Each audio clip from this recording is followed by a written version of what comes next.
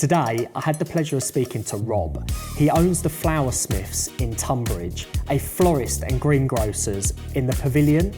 He is a wicked guy and has a hell of a story to tell. I hope you enjoy it.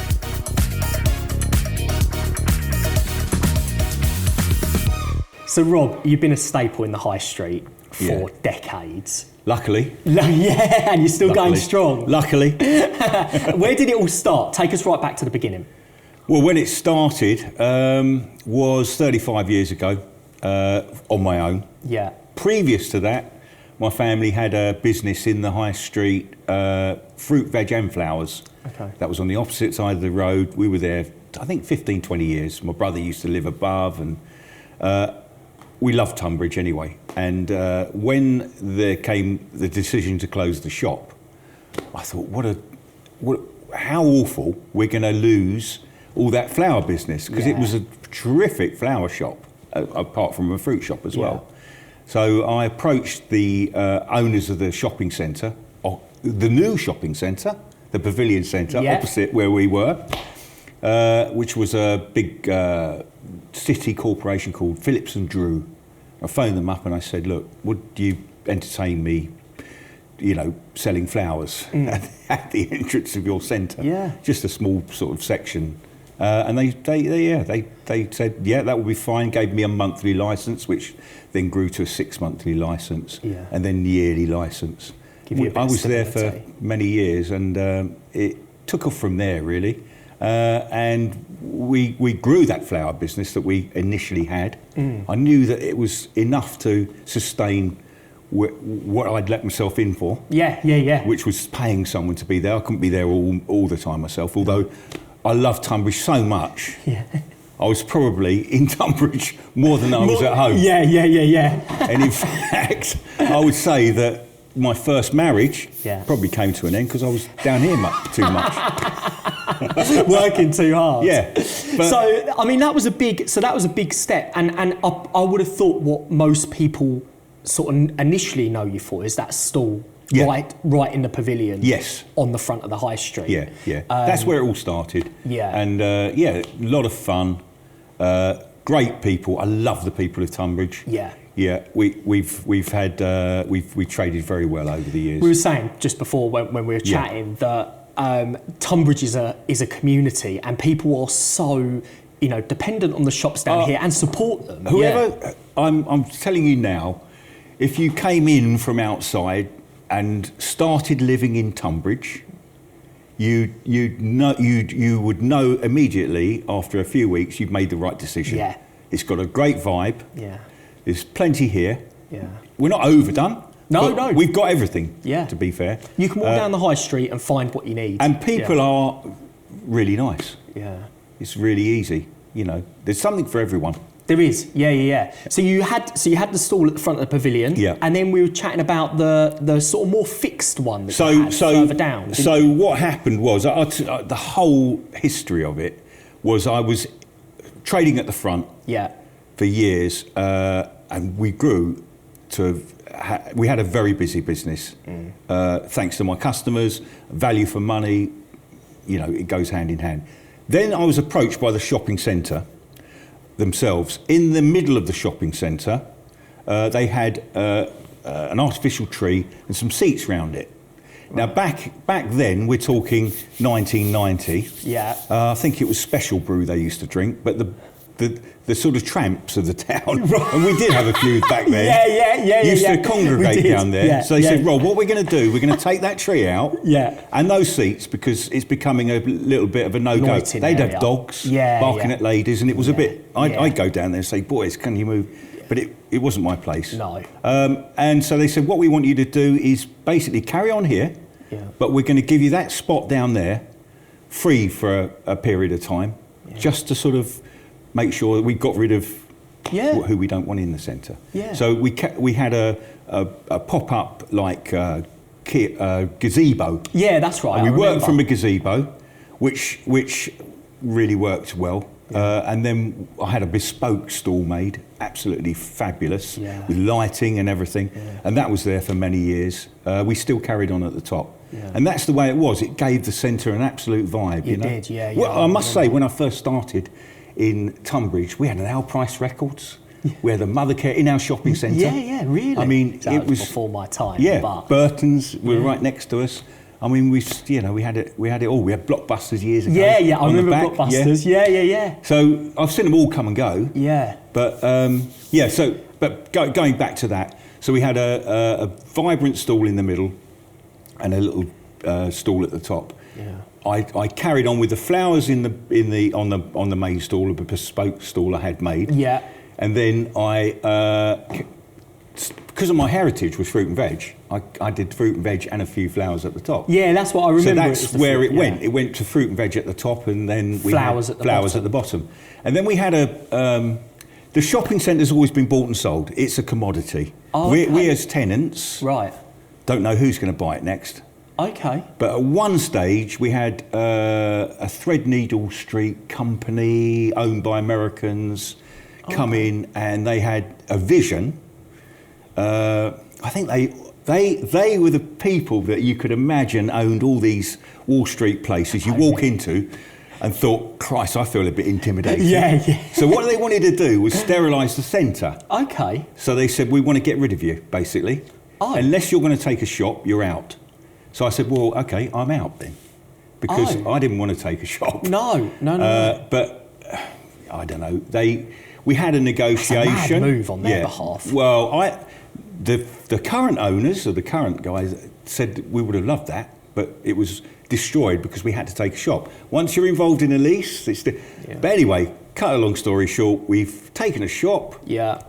And very excited about the shop. Yeah. But we had to relinquish the trading at the top, which was a shame because it gave that vibe to the high street. It did, yeah. You know, and everything. There's like a market on every day. Yeah, they said it was health and safety. I mean, if there's ever a problem, it's always health and safety. Yeah. Blame it on that. Yeah.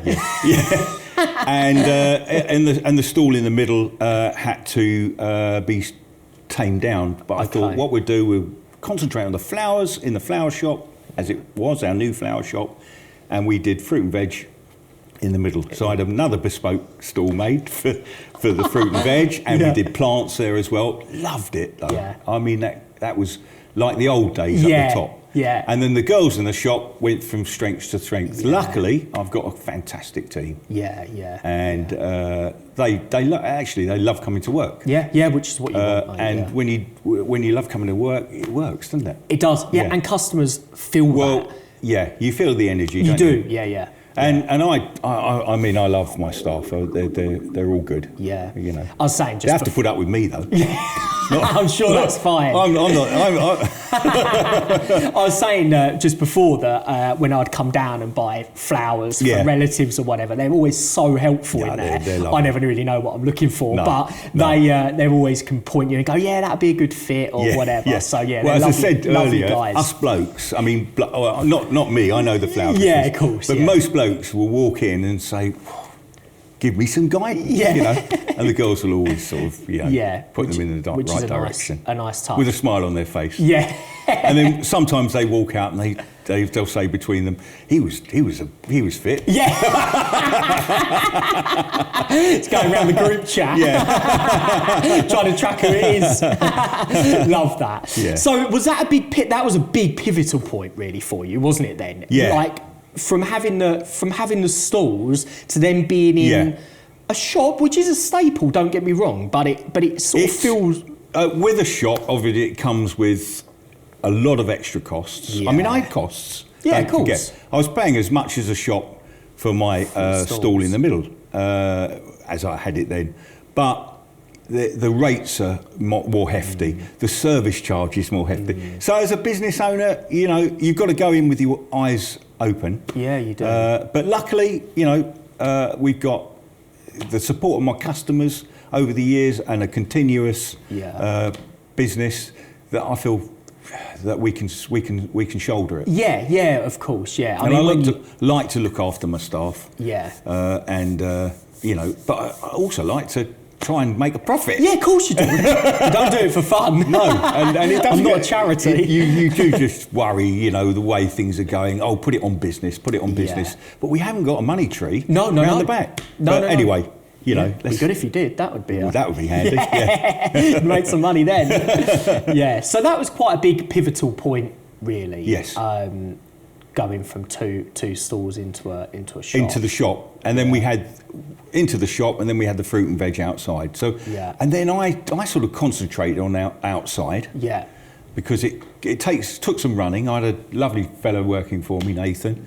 We used to basically do it between us. Yeah. But there was a lot of prep, a lot of putting away, because we've got a cold store. We, look after the stuff. Yeah. Fresh from market, keeping an eye on, and also a few wholesale orders we had. Yeah. I was going to say, because we were chatting slightly before, but about how you've got to make sure you've purchased the right stock, because you have got a shelf life. That is a very fine line, isn't it? Yeah. Having a cold store helps, because with the produce I'm talking about, it gives you a day or two extra. But the beauty is, we just buy what we need. Yeah. And knowing the shop, knowing the levels of stock we can sell, we're quite sensible. Yeah, and being lean from that sense is lean from that sense. Yeah. We do jump in and have a go though once a week. Yeah. We clear a lorry once a week, which comes from Holland, and fair play. It's like a very good value for the customers. Yeah. That's all I can say. Yeah. And sometimes we're overdone, so we'll slash our prices. Yeah. People love it. People love a bargain. And that's the way I sort of started the business, buying as reasonable as I could and selling it as reasonable as I could. Yeah. And my father used to say, it's Harrods quality, but market prices. So I'd always look for the best stuff. Yeah. And then I'd go to work on trying to buy it as cheap as I could. Yeah. And then try and get that edge so I could get my price. And there's always, retail is funny because it's, keep it to £1 or £1.50. I know, rather than jump over those benchmarks. Yeah. Makes a hell of a difference. It does. Yeah. People's perception and how they is the biggest thing. And sometimes, and the girls know me for this, I'll say, look, we're gonna work skinny. Yeah. Which means we're going to work the wrong side of our margin. Yeah. Because I want to keep that price. Yeah. It's good. I mean, the thing is, the customers, you've got to keep them happy. Yeah. No, you do. I mean, without customers, we all struggle, right? Yeah. Well, no, our business is our customers. Yeah. We are only here because of our customers. How do you see the landscape of the high street changed over so many decades? Have the customer base changed? The customer base, I would say, the demographics have definitely changed in as much as, so the new people coming into town or the new properties are completely, they're very middle class and love them because it's changed the demographics. On the fruit and veg years ago, it was sort of the basics, and then all of a sudden over the years, more mangoes were required, more peppers and aubergines and courgette, because and also people's diets were changing. But with it, I think mostly the demographic was, we had a stronger presence of people that have moved in. And we are seeing that. I see it in my business. The London buyers, as we call them. There's a lot of them, certainly Bromley area, getting a lot of people from that sort of area moving down into Talk of Bromley, so our fruit shop in Bromley, I ran that for 20 years. Okay. So I know the sort of Bromley clientele, and I a few customers have actually come in the shop and said, I remember you. Oh, really? Yeah. That was like 45 years ago. But we're seeing that a lot. I mean, and there's a lot of planning stuff going on in Tonbridge for more properties and whatever people's view on that is up to them. But I think for our high street businesses, it will be amazing. We've got an amazing link to London, haven't we? That train link, Tonbridge Station. I mean, I don't go to London enough. Oh, I say that. I go all the time because I'm driving up in a van at silly o'clock. But I, if I go out with my wife to London and we've got to get a train back, you turn up at the station, It's there. You're on it. Yeah. And you're back on a fast. Yeah. And I mean, even when you're living in places like Bexley Heath and stuff like that, their train is 35 minutes to London Bridge. Yeah. Their train can be as long. Yes. Even though they're inside the M25. Yes. So it's... No, we are so fortunate. We are. So, I with that in mind, I think it's a great town. Yeah, definitely. And lucky, anyone that comes to live in Tonbridge, because they got great train links, they got a great estate agent here. And if they want a nice bunch of flowers, hopefully we can do our job. We'll be helping each other out here. Come on. But yeah, I mean, how you've lasted so long in Tonbridge has been, a testament to obviously what you're doing. Yeah, I think I came from a business family, as I said earlier. Yeah. Great grandfather was in the business. Grandfather was in the business. My dad was in the business. All my uncles were in the business. All my brothers were in the business. Yeah. It would be awful when we got together because all we talked about was business. Yeah. The wives would hate it. Yeah. Say, you were talking all afternoon with your brothers about how, how much you're buying that bit of fruit for and selling it or whatever. Yeah, all the struggles. Yeah, but it was quite, energising. That I used to enjoy that. And how many shops did your family have at one point? So, you were quite widespread. So we were quite widespread. Fruit shops we had 12, and they were from Wandsworth into down as far as Tunbridge Wells. Okay. We had 2 in Tunbridge Wells, mostly South East London, Bromley, Sidcup, Eltham, Welling. Yeah. Bexley Heath we were in. Yeah. I both worked at Bexley Heath. I went to a Bexley Tech, as it was then. Oh, okay. And my Saturday job was working at a Bexley Heath shop. And I said to you earlier that I honed my skills selling flowers at the age of about 13, I think I was, on the front. Yeah. Shouting over the Broadway how much these daffs were, Yeah. 10 pence a bunch. I absolutely love it. And I think markets now, we were chatting earlier about working on the markets. Yeah. And it's such a shame that they've taken a hit in recent years. Because learning on a market stall is amazing. Yeah.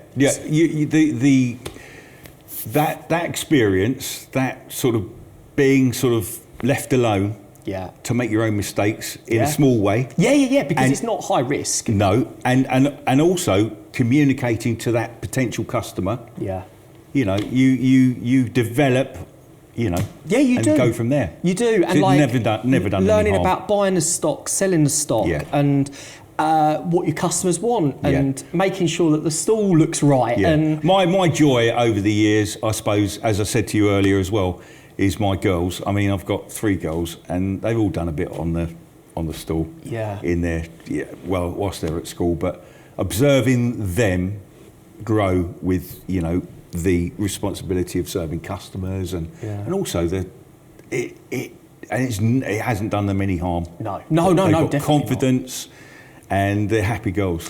What's a real shame is, and you might have seen this, especially if you're in the market trade, is like kids, not kids, but probably teenagers really, having that opportunity to work. I think it's so important and very sad it's hard days. Now.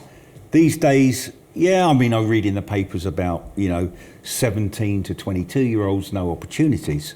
Whereas in our day, you could get a Saturday job, But it's been made difficult because the minimum wage and all that. I mean, not that anyone's going to rip anyone off, but if you could have someone put their foot in the door, I don't know, 6-7 quid an hour or something. Yeah, just come and have a go, mate. Learn. And it's good. Yeah. And then it gives them the confidence. Of course it does, yeah. But we're not allowed to do that these days. No, and that is the problem. I suppose in a way I was illegal when I was working at 13. Yeah, I think and likewise. At 14 that was the law, but I was family. Yeah, that's right. And we were. By the sounds of it, we were both fortunate to have had that. Shout out Anne and Dave on one of the cameras. Yeah. They gave me the opportunity to go and work for them. So them auntie and uncle, they gave me the opportunity to go and work for them. Yeah, you were so lucky. Amazingly lucky. Yeah. And to give me the opportunity to have a little bit on the stall, to earn my own money, buy, sell the stock. Yeah.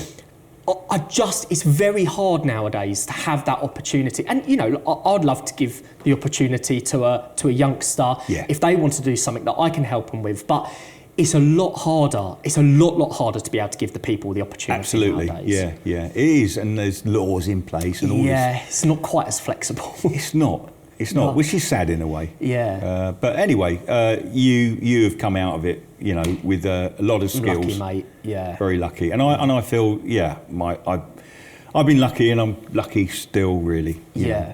And what's your plan? So going forward, then. So going forward, I say so I've let the bit in the middle go. Yeah. The fruit and veg. Although I'm still sort of in the fruit and veg business, I've still got a few orders as well. Yeah. But that's given me semi-retirement. Yeah.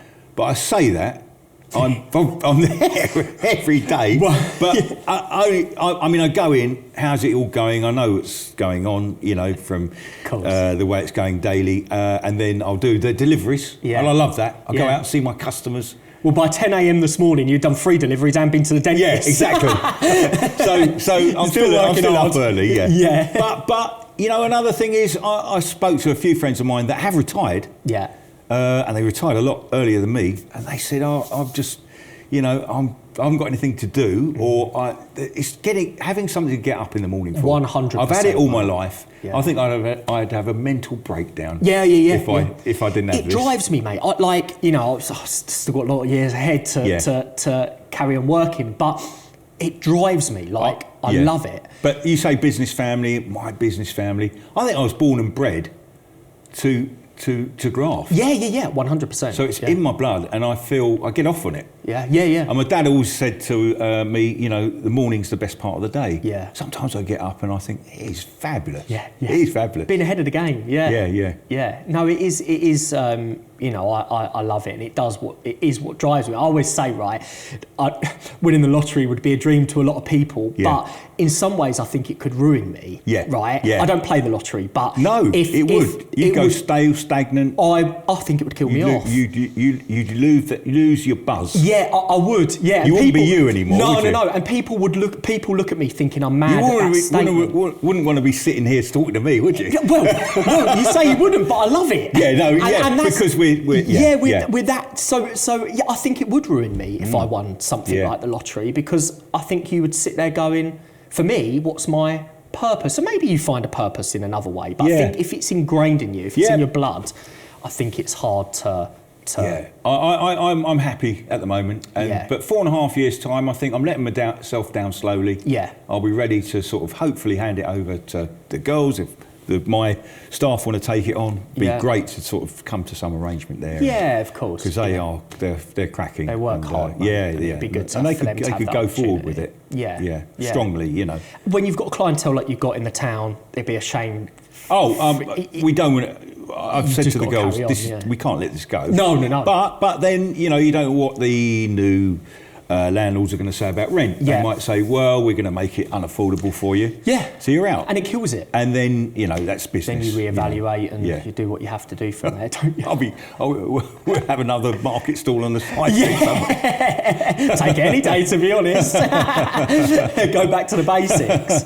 But no, you've done so well, and it's such an interesting conversation. Yeah. And I think we've probably covered a lot of it off, really, haven't we? I think so. Yeah. Thank you so much, Rob. That's all right. It's been a pleasure. Brilliant. Wicked. Yeah, and good luck with your your no, thank you, mate. I mean, it's going from strength to strength. Yeah. And you know, there's a lot of work to still do, but I really enjoy it. So. Great. That's the main thing. And you're 29. God, give me my life back. No. Actually, I was 29 once, and I was buzzing like you. Yeah, and you've got to drive forward at the moment. I'm not. You know, I'm really content with where I am, but you know, you've got to keep striving for more. Especially you'll do really well in life. Oh, bless you, thank you, mate. I'm dead sure of it. Where's the wood? Yeah, definitely. Definitely. Yeah. No, thanks, Rob. I really appreciate it. No worries. Really, I've enjoyed it. Thanks for watching. And if you're another local business interested in coming on the podcast for a chat, I'd love to hear from you.